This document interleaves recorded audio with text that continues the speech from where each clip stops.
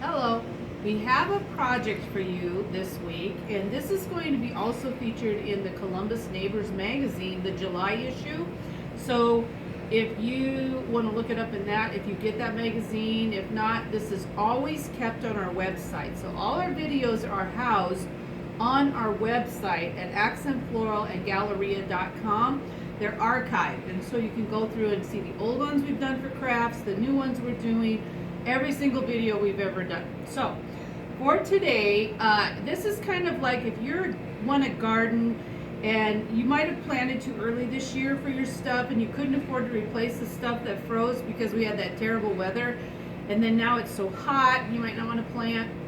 This is a fun little project that you can do during the summer, and these items can stay out during the winter. I've had some of these objects out for like 5 years now under a tree I have out front in a berm, and they just this year, some of the glue came apart. So they've gone through summer, they've gone through winter, rain, all kinds of stuff. It's best to store them under a tree when you have them outside, or if they're on your patio and it's hail is coming, you might want to bring them in. It's up to you, but this is not an expensive thing if you have this get broken in some way. So these have been around for quite a while. You've probably seen them in other people's yards or at shows, and they're easy to do. What you're going to need is a type of a glue. The E6000 works the best. It holds glass to glass, but the Loctite works really well too. It just will not hold as long necessarily. Now sometimes you have to do this in stages, and so you want to take old vases or glass containers, ceramic containers, anything like that are fairly sturdy. You don't want really thin glass. You want a thicker, heavier glass to do this. And so basically, you put the glue around the rim of the glass. You have to do this in a ventilated area. Your garage, if you're going to do it indoors, you're going to have windows open. It is a rather toxic smelling glue, and nothing I advise you to be taking lots of that in. You can use things like an old, really thick fish bowl, turn it upside down, put some glue on a rim of an old vase. You can adhere that, and you can see like normally that slides. So if I adhere that, I always have some Scotch tape nearby. I get it where I want, and I tape it into place. Make like a cross, and I let that dry. Okay, so if you let that dry for 24 hours, it's good to go. Then the next day I might come back and add a second base, put the glue on the bottom, attach it where I want. This one I wouldn't have to tape, I could just leave it undisturbed. If I want to come back another day and put another layer, all those things can be done in little periods of time.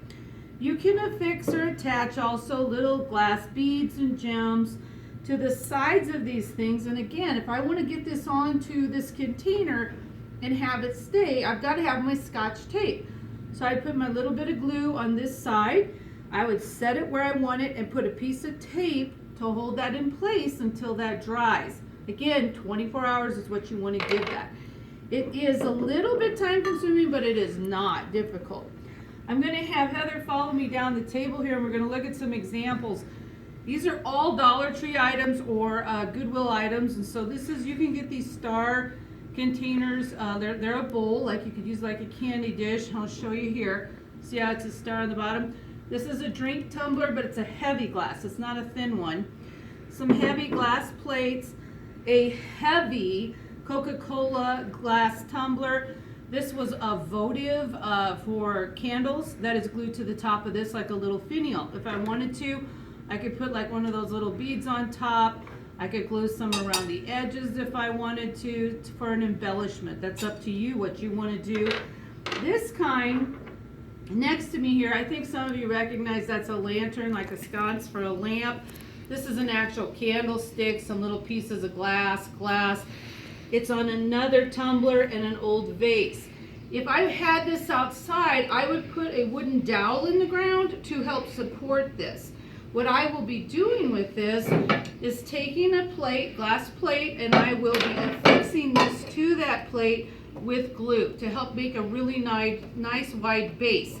There's a lot of kind of physics involved in this, like as far as balancing items. You can take old votives. This is a door pull that's glued to the top of that, and if you want to make like little wind chimes with wire and beads and a little votive, can hang those from bushes or trees outside, or just a little pretty to shine and catch the light. They're a lot of fun. It's a great way to use an old little votive or something tiny that you've had laying around the house. This particular one is built with a candlestick, a bowl, another candlestick, a bowl, a candlestick, and then a lid to a candy jar or a candy dish that had broken, and so it's got its own little finial on the pole. This one is a ceramic container that it had a little bit of a crack started in it, so it couldn't really be used anymore. Little glass beads glued down, a little bud vase that has a grid pattern, an old bowl. You can see where that had a little design, but it's chipped and no longer any good. But why waste it? And then a little votive turned upside down on top. This one is, and this is a perfect example, excuse me, my eye is itching, of things that you can do for interest. Inside of this was actually a Tabasco bottle on top. And see how there's some loose beads in there? Just for some interest, a little finial on top to close it all up. Little pearls glued along the side of the dish. That's a little custard dish. Again, a candlestick, another dish, and a vase. And this is going to be anchored to yet another plate to make like a little tower. These do not have to be perfect. In fact, this one, I don't know if Heather can catch it. It's a little off kilter. I'm going to turn it around, Heather. And as I turn it, maybe they can see how it's a little wonky?